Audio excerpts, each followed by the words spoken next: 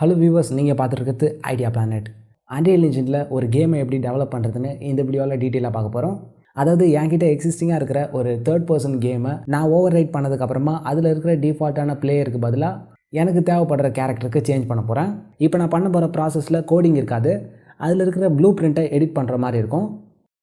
First பிளெண்டரில் நான் use பண்ண போகிற 3D மாடலோட ப்ராஜெக்டை ஓப்பன் பண்ணுறேன். இந்த கேரக்டரோட ரிக்கிங் சிஸ்டமை நான் ஆல்ரெடி க்ரியேட் பண்ணி வச்சுருக்கேன். நெக்ஸ்ட்டு கர்சர் யூஸ் பண்ணி அந்த 3D மாடலை செலக்ட் பண்ணிவிட்டு மேலே இருக்கிற மெனுவில் ஃபைல் ஆப்ஷனை கிளிக் பண்ணி எக்ஸ்போர்ட்டில் FBX ஃபைலை செலக்ட் பண்ணணும். இப்போ ஒரு விண்டோ ஓப்பன் ஆகும். அதில் உங்களோட ஃபைல் லொக்கேஷனை சேவ் பண்ணிவிட்டு இப்போ மேலே ரைட் சைடில் பார்த்தீங்கன்னா பாத் மோட் அப்படின்னு ஒரு ட்ராப் டவுன் லிஸ்ட் பாக்ஸ் இருக்கும். அதில் காப்பி கிளிக் பண்ணுங்கள். நெக்ஸ்ட்டு அதுக்கு பக்கத்தில் இருக்கிற ஆப்ஷனை எனேபிள் பண்ணிவிட்டு கீழே இருக்கிற செலக்டட் ஆப்ஜெக்ட் செக் பாக்ஸை டிக் பண்ணுங்கள். நெக்ஸ்ட்டு கீழே இருக்கிற எக்ஸ்போர்ட் ஆப்ஷனை கிளிக் பண்ணி இந்த 3D மாடலை நம்ம எக்ஸ்போர்ட் பண்ணிக்கலாம். இந்த செட்டிங்ஸை நீங்கள் ஃபாலோ பண்ணிங்கன்னா எக்ஸ்போர்ட் பண்ணும்போது அந்த 3D மாடல் கூடவே அதோட டெக்ஸ்டரும் எக்ஸ்போர்ட் ஆகும். நெக்ஸ்ட்டு அன்ரியல் இன்ஜினை ஓப்பன் பண்ணிக்கலாம். இந்த ப்ராஜெக்ட் ப்ரௌசரில் நான் ஒரு தேர்ட் பர்சன் கேம் ப்ராஜெக்டை ஓப்பன் பண்ணுறேன்.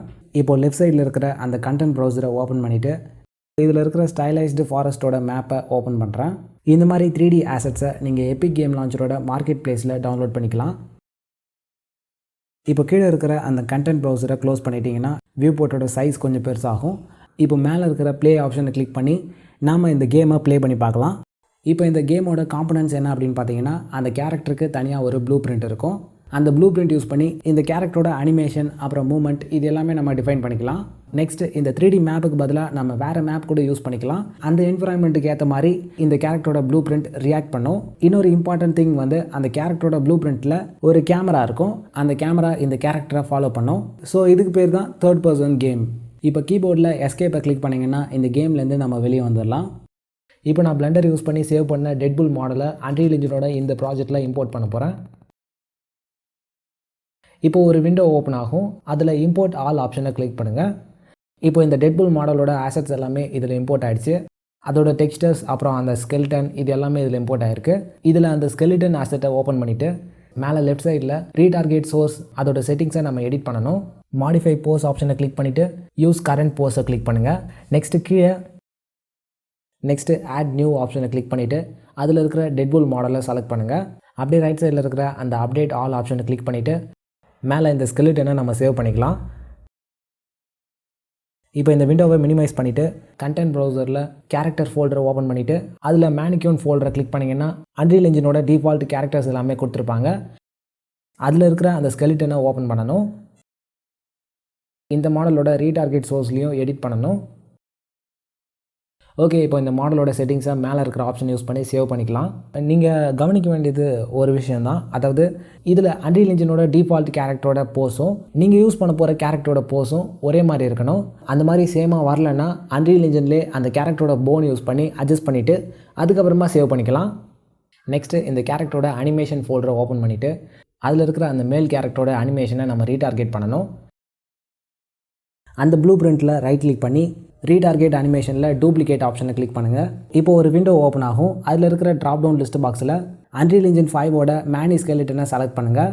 இப்போது லெஃப்ட் சைடில் அந்த அனிமேஷனுக்கான சோர்ஸ் ஸ்கெலிட்டன் இருக்கும். ரைட் சைடில் நாம் எந்த கேரக்டருக்கு அனிமேஷனை டூப்ளிகேட் பண்ண போகிறோமோ அந்த கேரக்டரோட ஸ்கெலிட்டன் இருக்கும். பட் ஆனால் ரைட் சைடில் இருக்கிற ஸ்கெலிட்டனை நம்ம டெட்புல் கேரக்டருக்கு சேஞ்ச் பண்ணணும். அப்படியே கீழே பார்த்தீங்கன்னா ஒரு ட்ராப் டவுன் லிஸ்ட் பாக்ஸ் இருக்கும். அதை கிளிக் பண்ணி டெட்புல் மாடலை செலக்ட் பண்ணுங்கள். இப்போ ரைட் சைடில் அந்த அனிமேஷன் ஃபைல் லொக்கேஷனை நம்ம சேவ் பண்ணிக்கலாம். அந்த விண்டோவில் அதை சேவ் பண்ணதுக்கப்புறமா கீழே ரீடார்கெட் ஆப்ஷனை கிளிக் பண்ணுங்கள். இப்போது இந்த டெட்புல் மாடலோட அனிமேஷன் எல்லாமே அந்த ஃபைல் லொக்கேஷனில் சேவ் ஆகிடும். இப்போ இந்த அனிமேஷன் ஃபைல்ஸை நம்ம ஓப்பன் பண்ணி பார்க்கலாம்.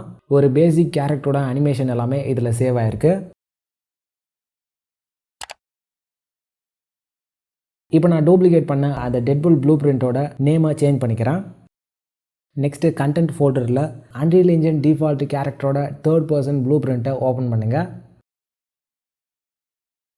இப்போ மேலே அந்த வியூ போர்ட் டேபை ஓப்பன் பண்ணுங்கள்.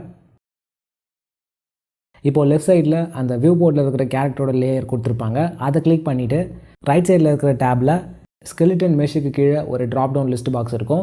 அதை கிளிக் பண்ணி டெட்புல் மாடலை செலக்ட் பண்ணுங்கள். இப்போ அப்படியே மேலே வந்து அனிமேஷன் ப்ளூ பிரிண்ட்டுக்கான ட்ராப் டவுன் லிஸ்ட் பாக்ஸ் இருக்கும். அதை கிளிக் பண்ணி நான் இப்போ டூப்ளிகேட் பண்ண அந்த அனிமேஷன் ப்ளூ பிரிண்ட்டை செலக்ட் பண்ணணும்.